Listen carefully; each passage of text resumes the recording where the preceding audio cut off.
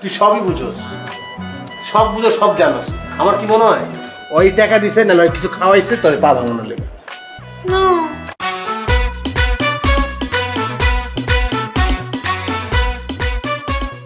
জান, তোমার তো পা অনেকখানি ভেঙে গেছে, এটা কি ঠিক হবে?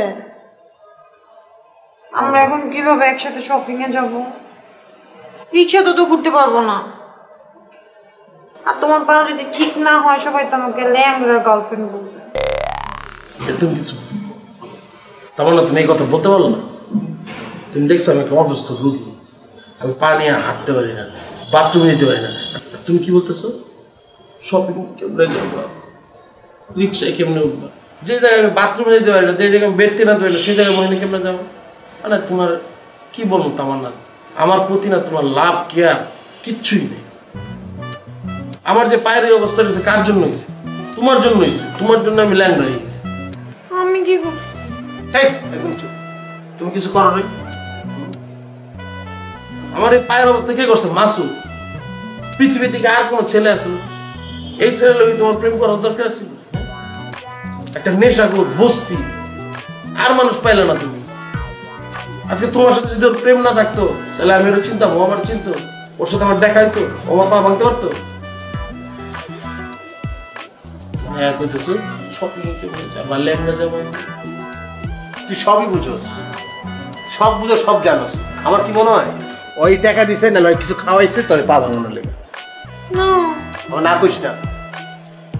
আরে এদিকে আবার শপিং এ যাবা, যেতে পারবো না, ল্যাংড়া বলবে।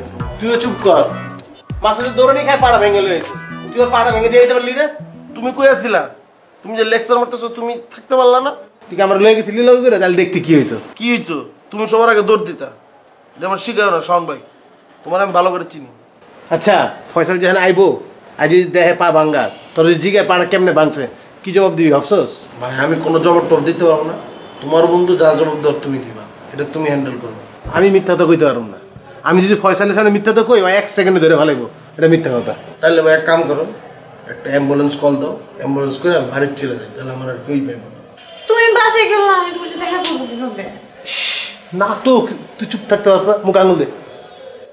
এই বেটা এই গোবর গণেশ, তুই যদি বাড়িতে যাস তোর দেখে আন্টি সবার আগে ফোন কারে দিব, আমারে দিব না ফয়সালে দিব?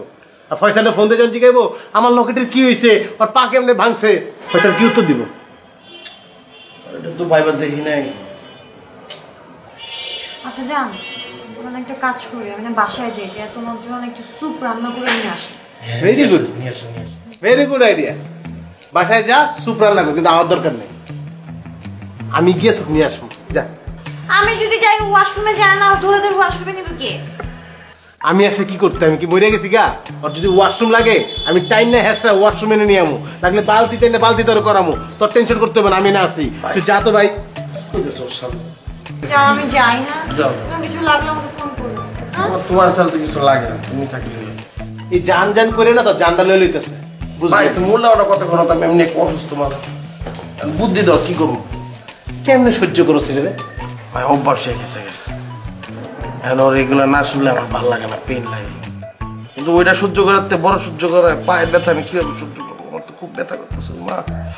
সহ্য করো বাবা, সহ্য করো, আর ভাবো পয়সা লাইলে কি বলবা ভাবো, আর আমারও ভাবতে দাও। ভাই বাথরুমে বসছে, যা কেমনে যাবো? এর আনসার কি করতে, খাইতে? এটা লয়ে যা, ভাই একটা কিছু নিয়ে আসো না, এই জায়গায় করি নিয়ে আসো না, একটু করি। পায়ে আসলে তুমি আজকে বড় মেডেল, তোমার এটাতে বাইরে